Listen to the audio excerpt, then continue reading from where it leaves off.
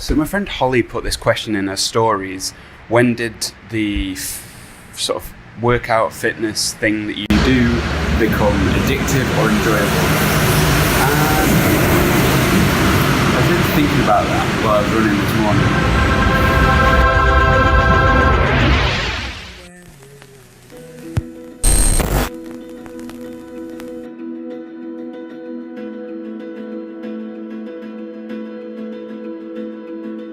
So the other day in her stories, my friend Holly asked the question, those of you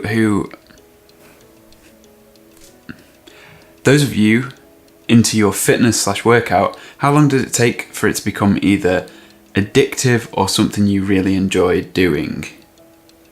I've never had that feeling, even when I used to work out regularly. I think there may be a typo in there. Right. How long does it take of you putting time into running or whatever your fitness practice of choice is before you either love it, get used to it, or just truly become addicted and need it in your life?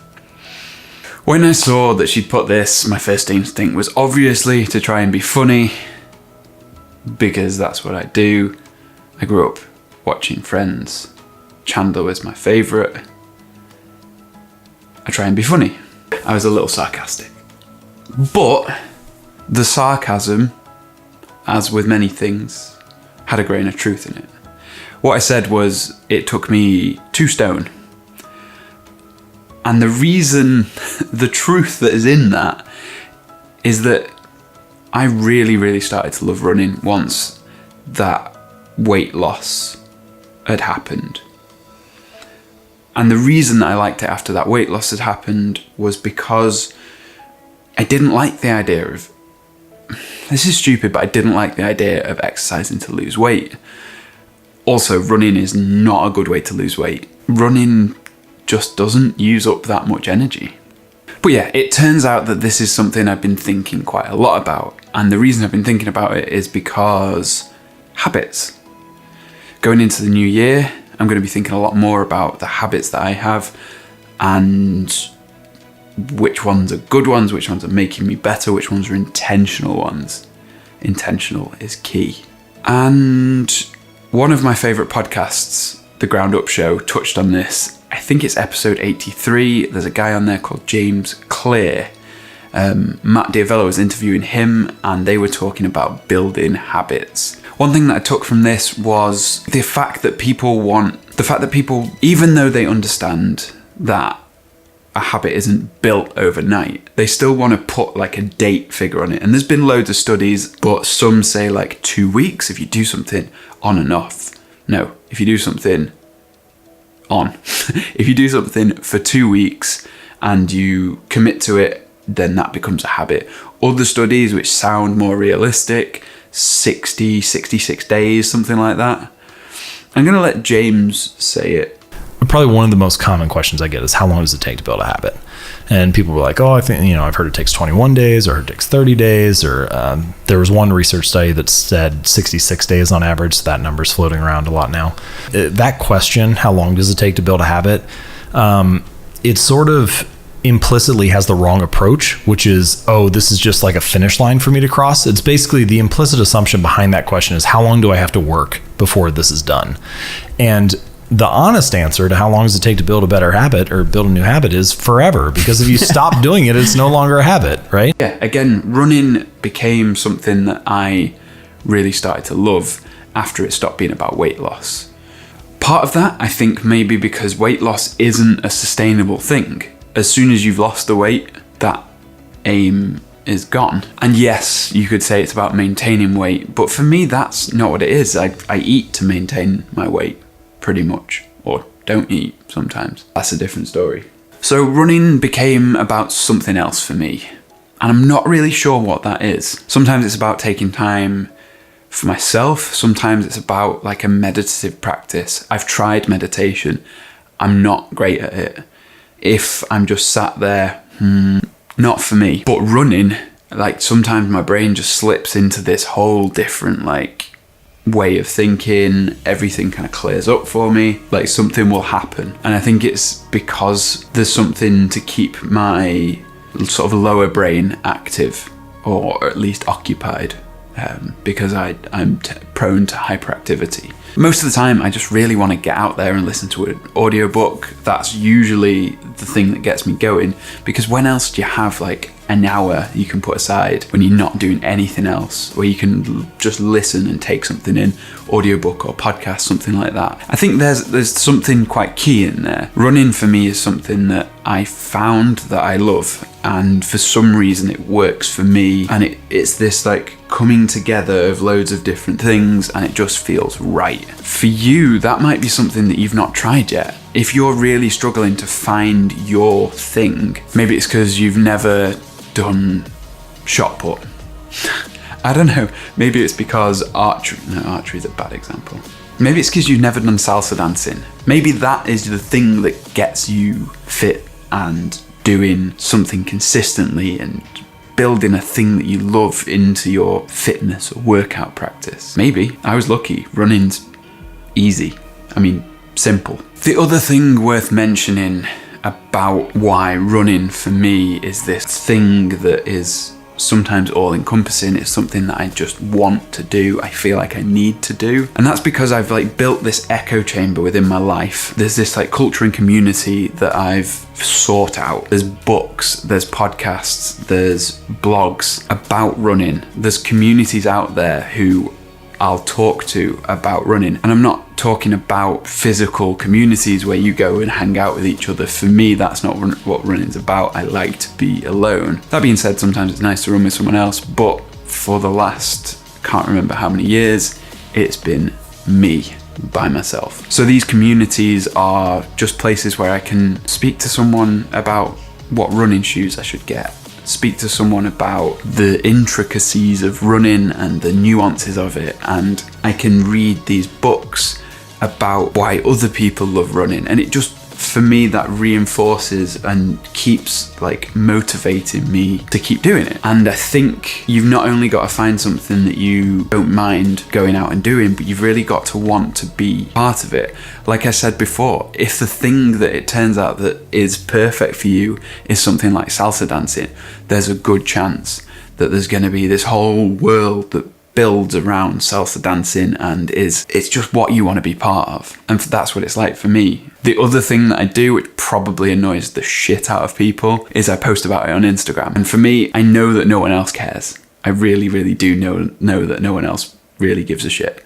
But having put an idea out into the world makes me feel more compelled to actually go through with said idea. So if I'm putting out that I'm going to go running in the morning and I don't, I feel like I've let someone down. As I said, no one really gives a shit. It's probably actually annoying people that they're having to see that. They've probably already muted me, but it works for me. It makes me get out there on the days that I really don't want to. This next bit is specific to running in a way, but I'm going to talk through some of the books that I've been reading recently, and that starts with Haruki Murakami's autobiographical look at his running practice. If you don't know who he is, check him out. He's a novelist, really, but very, very different kinds of stuff. And this is totally off-piece for him, but I read it at least once a year. I've actually had to buy it 4 times now because I've lent it out to people and lost it. And I don't know why it resonates so much with me, but it does. And I think this book is a good example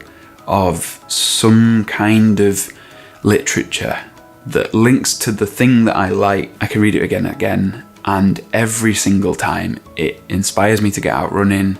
It makes me feel lighter on my feet when I am actually running. It's just something that's constant. I really, really love this book. Another book that I read last year sort of exemplifies a piece of literature that it's given me some practical help, some practical advice, something that I can actually use in the thing that I really like, and that's Chris McDougall's Born to Run. This was a huge deal when it came out because it kind of changed a lot of the perceived notions about footwear and running, especially long distance running. I was put out of running for nearly a year because of a knee injury. And it was only when I'd gone through hospital, MRI scans, x-rays. Basically, I kind of messed up my knee from running and it hurt to run. The advice that I was given was you need big orthopedic shoes that will really set your foot in place, correct the whole leg, and we're going to do that by like really strapping and structuring around your foot. That didn't seem right to me somehow. I don't know why it didn't, and I can't remember how I found it, but I found Chris's book and it really changed the way I thought about running. And so I tried some barefoot running, which is fucking dangerous, especially if you live in a city. Don't do it probably. But it took me from wearing footwear like this, which is kind of a low profile running shoe. It's not got a huge amount of padding, but it's got width at the back. It's got not a lot of room for your toes, and it is very supportive, which you might think sounds like a great thing, especially if you do big miles. But I've moved to something like this, which is an incredibly lightweight shoe. It has almost no padding. It's basically just to protect the sole of your foot from getting like scratched up. It doesn't provide any support. It has a huge part for your toes, so you can use the natural movement of your feet. And I'm sure that in everything you could do, again, if it was salsa dancing or dodgeball, I'm sure there's a book out there or something, a YouTube video, a YouTube channel that's about practical advice on that. And I think finding something that is practical and will help you do something better, because that's a key thing here. I'm able to run again because I run better now. So thirdly is a motivational book.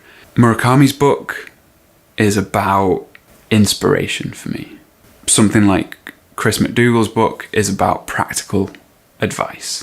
And that book is Rich Roll's Finding Ultra. It's a study of how he went from nearly dying of just bad diet and bad health and years of alcoholism to being one of the fittest men in the world. He takes you through the challenges he faced in running some ultra triathlons. Do you say running? Running, swimming, cycling. Some triathlons, some ultra triathlons, which are huge distances. He ran 5 in 7 days across the Hawaiian Islands. And that kind of epic scope of adventure is just enough to motivate me into like wanting to get out there and like set some real goals for next year. There's some things in Murakami's book that I really want to share with you.